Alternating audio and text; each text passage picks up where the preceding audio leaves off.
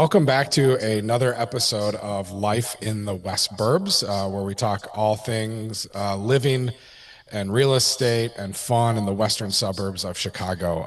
Today, joining me is Bruce Durata, who is the Wheatland Township Assessor and also an appraiser with D&D Associates. He is going to be chatting with us about what an assessor does, how the assessment process works, and how it differs a little bit from an actual appraisal. So, Bruce, thanks for joining me today.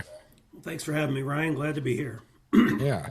Now, let's start here. What is the township assessor? The township assessor. Uh, I think a lot of people associate taxes with the assessor, and just to kind of make that distinction, we really don't have anything to do with taxes, other than the fact that obviously the schools and the municipalities they need funds to be able to continue to operate. And so our responsibility as assessors is to assure fair and equitable distribution. So, in other words, everybody is paying their fair share based on a fair and equitable assessment of their property. Okay. And how are the properties actually assessed in Illinois? Because Illinois operates little bit differently than some states, at least from what I've seen. So, like in Illinois, or maybe you can only speak to your township. How are those properties actually assessed? Yeah, so most counties in Illinois assess at the statutory level of 33 and a third percent. Cook County is a little different. And I think there's one other county that's a little different, but with except for those exceptions, it's 33 and a third percent. So how they're assessed is we use what's called mass appraisal, and that's based on sales ratio studies. We try to maintain that 33% level. So obviously, you being in real estate, you understand markets change all the time, and it's kind of a moving target. It's hard for us to keep up with to keep up with it 100% because markets move pretty quickly sometimes. But the goal is to keep it at 33 and a third percent. So what we do, mass appraisal works with sales ratio studies. We'll take sales in the specific neighborhoods or property types, and then we look at how we're assessed, and we need to adjust that assessment to get it to 33 or third percent. So when you say 33 and a third percent, is that 33 and a third percent of the market value of a house? Yes, I should have said that. Yeah, the market value. So if a property is worth um, $1 million, then we would assess it at 333,000. Okay. And then the tax rate is applied to that number to then come up with the tax bill. Correct. That is Okay. correct. Yep. Okay. Now, so when you say like mass appraisal, so you'll take an area, maybe it's a subdivision or a city or community, and then you'll kind of average out the sales. You don't necessarily look at like, okay, this house sold for this, so this is its new assessment. This house sold for this, this is its new assessment. It's more, uh, I don't want to say culmination, but kind of like an average of what's in the area. Is that a fair assessment? No pun Yeah. No, intended. that's what you're saying is accurate. We can't chase sales, so kind of what you described as sale chasing, that's illegal. So if you were to purchase your home, um, well, let me back up a minute. So in Will County, we reassess every 4 years. It's called the quadrennial. So anytime the next year is a quadrennial. So at that time, we're going to do our sale ratio studies and we'll make adjustments and do things like that. But if in any given time during that assessment period between quadrennials, we can't go around and start chasing sales and say, oh well, I see you bought this house, now we got to raise your assessment because we didn't have you assessed at that level. Um, I just went to an update for the Cook County assessor.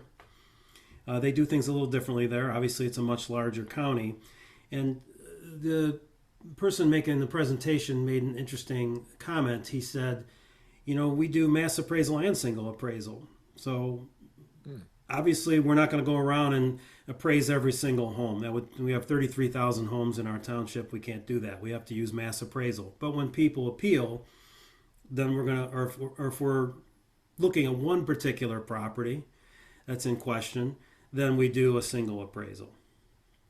So people can appeal their assessment to try to get a lower value. What does that process look like? So typically, the way the process works, once the books are released, which is going to be soon here, and everybody gets notification of their new assessment. Let me just back up a second. I did say we don't reassess. However, because of the sale ratio studies, the county is going to apply multipliers to every township based on their sales studies. So there will be regular multipliers that are applied based on how the market is moving. So you're going to get an assessment bill, you're going to get an assessment notice in the mail saying, okay, now your house is assessed at this amount. If you think you have a good argument to appeal that, then the first step would be to just go to your assessor in an informal basis and just say, hey, I have some evidence here. I think I'm a little overassessed. And the assessor will take a look at that, and he or she's going to either decide, yeah, you have a good case here, we'll reduce it, or no, I think it's fair, we're going to leave it where it's at. Then you have the option to go to more of a formal appeal process. And the way that works is you as the appellant would come in with your evidence.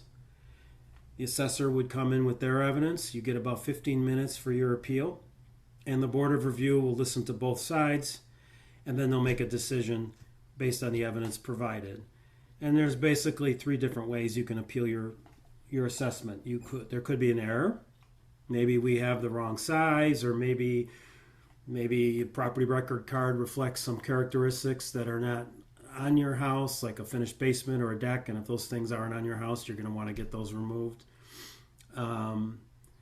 There's an equity basis and there's a sales basis. Sales is what everybody understands. If you've got sales in the neighborhood that you feel are comparable to your property, then you can go about it that way. Sort of like an appraisal. The best way to do that is to get a professional appraisal, have a professional appraiser kind of make those adjustments and make those comparisons. And the third way is by using equity. So when you get your assessment notice, there's going to be 2 components to your assessment, one for the building, one for the land. You take your land assessment divided by the square footage of your property and compare that to all the other ones. And if you feel like you're out of the range on an equity per square foot for your building, then you can argue on that basis as well. So three options to be able to appeal. And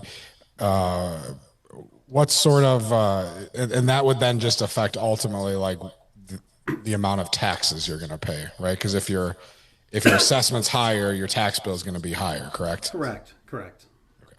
And you mentioned property card and like verifying facts that are in there. So is that what an assessor or the county will look at? It's like, okay, we have this house as 2,000 square feet, 4 bedrooms, 2.5 baths.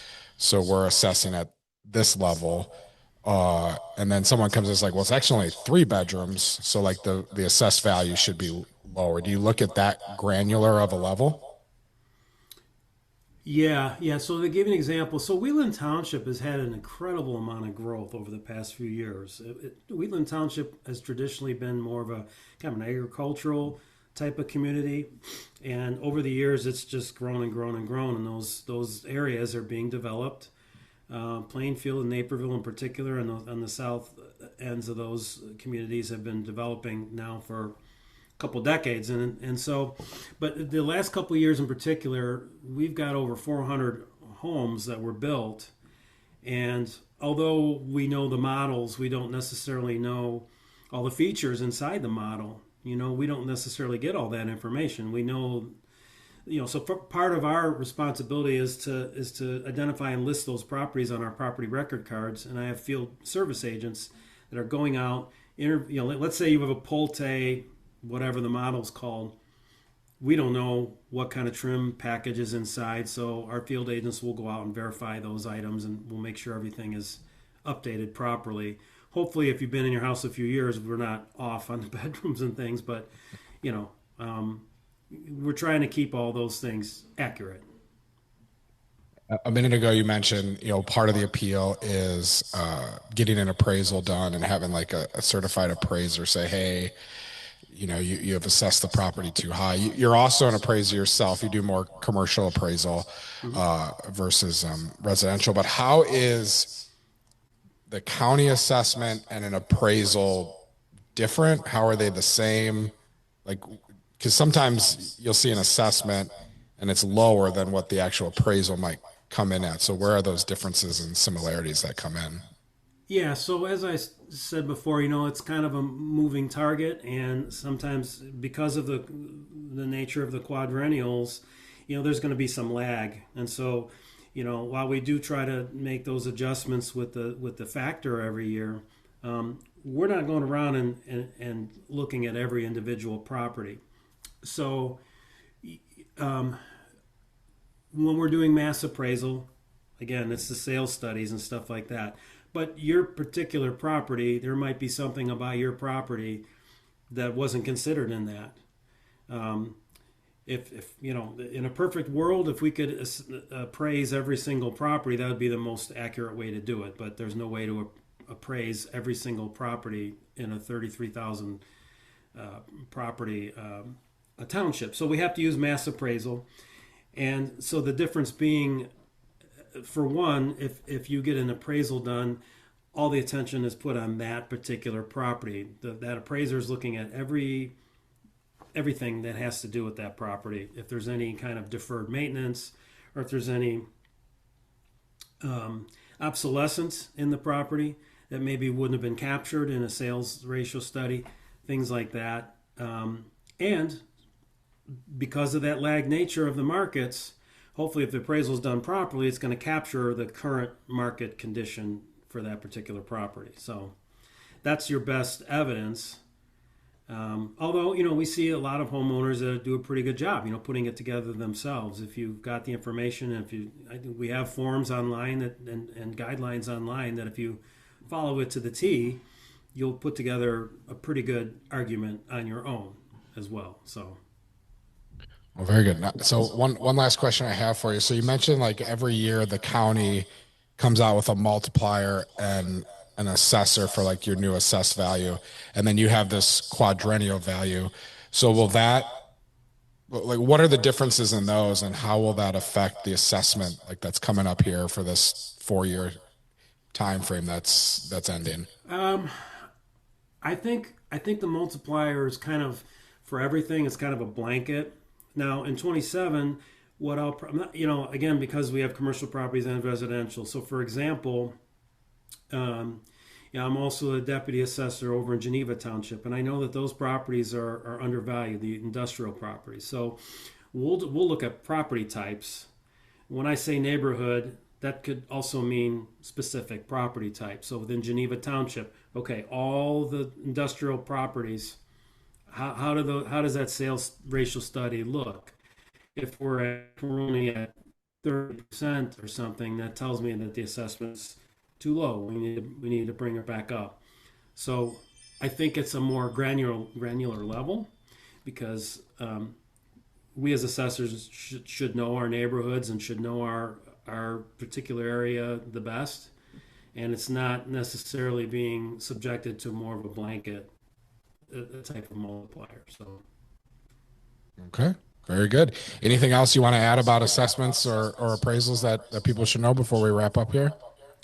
um, yeah, just it's not taxes, it's assessments. I always, I do a fair amount of work as an appraiser in the assessment area, and people always use the term tax assessment, which is fine. I understand why people say that, but or I'm sorry, yes, I misspoke. Assessment appeal, tax appeal. People use the word tax appeal.